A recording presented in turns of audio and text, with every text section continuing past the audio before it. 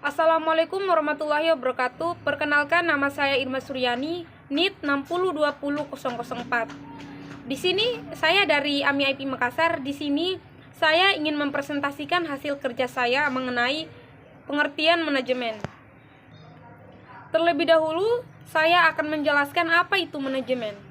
Menurut G.R. Terry, manajemen adalah usaha untuk mendapatkan tujuan yang telah ditetapkan terlebih dahulu dengan mempergunakan kegiatan orang lain.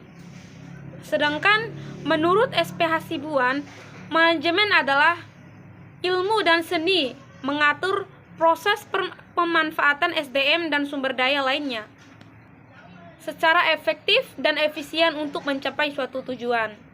Secara umum, manajemen adalah kegiatan-kegiatan perencanaan, pengorganisasian, dan pengendalian sebuah perusahaan guna untuk mencapai tujuan-tujuan yang telah ditetapkan sebelumnya. Pelaksanaan manajemen tersebut disebut manajer. Tingkat manajemen. Yang pertama yaitu manajemen tingkat atas, yang kedua yaitu manajemen tingkat menengah, dan yang terakhir adalah manajemen tingkat bawah. Unsur-unsur manajemen. Dalam manajemen, untuk mencapai tujuan diperlukan alat-alat atau sarana-sarana yang disebut sumber-sumber atau unsur-unsur manajemen.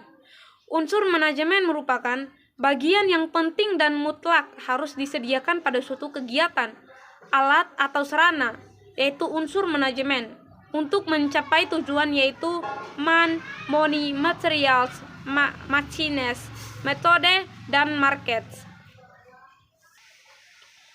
Ada beberapa prinsip-prinsip manajemen menurut Henry Fayol. Yang pertama yaitu pembagian kerja yang berimbang. Yang kedua, pemberian wewenang dan tanggung jawab. Dan yang ketiga, disiplin. Keempat, kesatuan perintah. Kelima, kesatuan arah.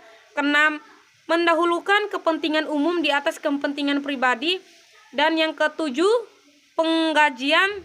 Dan ke-8, pemusatan wewenang. 9, jenjang bertangga. 10, tata tertib. 11, keadilan. 12, prakarsa. Dan yang terakhir, solidaritas. Fungsi manajemen. Fungsi manajemen adalah elemen-elemen dasar yang selalu ada dan melekat dalam proses manajemen yang akan dijadikan acuan oleh manajer dalam melaksanakan tugas untuk mencapai sebuah tujuan. Planning atau perencanaan. Kegiatan pertama seorang manajer adalah menyusun rencana. Menyusun rencana berarti memikirkan apa yang akan dikerjakan dengan sumber daya yang dimiliki. Planning atau perencanaan efektif harus dapat memenuhi formula 5W 1H, yaitu what, apa yang hendak dicapai, why, mengapa hal tersebut perlu dilakukan, where, di mana hal tersebut dilakukan, when, kenapa hal tersebut akan dilakukan, who, siapakah yang akan melakukan, how, bagaimana cara melakukannya. Yang kedua yaitu pengorganisasian. Seorang manajer harus mampu melaksanakan proses organizing yang sesuai dengan rencana atau petunjuk pelaksanaan kerja. Proses organizing yang lazim digunakan sebagai berikut. Yang pertama yaitu membagi pekerjaan yang akan dilakukan, menetapkan tugas-tugas dan tanggung jawab. Kedua, membentuk susunan jabatan dan peran dan pemberian nama. Dan ketiga yaitu membentuk sistem-sistem kekuasaan dan status formal. Keempat, membentuk struktur organisasi untuk melakukan komunikasi internal. Salah satu tugas penting organisasi adalah menciptakan hubungan yang harmonis dalam suatu kelompok yang terdiri dari berbagai individu dan berbagai macam kepentingan. Yang ketiga yaitu menggerakkan.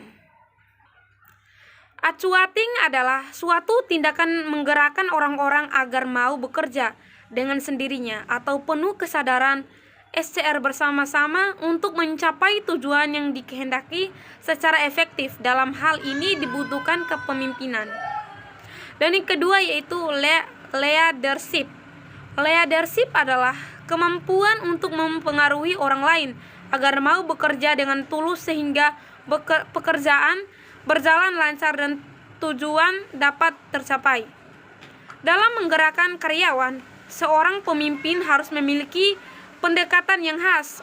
Oleh karena itu, seorang pemimpin diharapkan dapat berkomunikasi, memberikan petunjuk atau nasihat, berpikir kreatif, berinisiatif, serta memberikan stimulus kepada karyawan. Keempat, yaitu pengawasan atau controlling. Pengawasan merupakan tindakan seorang manajer untuk menilai dan mengendalikan jalannya suatu kegiatan. Tujuannya untuk mencegah atau memperbaiki kesalahan, penyimpangan, penyelewengan, dan kegiatan lainnya yang tidak sesuai dengan rencana.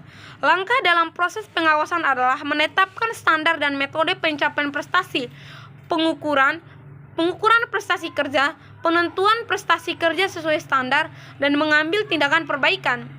Bidang-bidang manajemen yang pertama yaitu manajemen produksi, dan kedua yaitu manajemen personalia, yang ketiga manajemen keuangan, keempat manajemen pemasaran, dan yang terakhir manajemen perkantoran. Sekian dari presentasi yang dapat saya sampaikan. Wabillahi taufiq wal hidayah. Wassalamualaikum warahmatullahi wabarakatuh.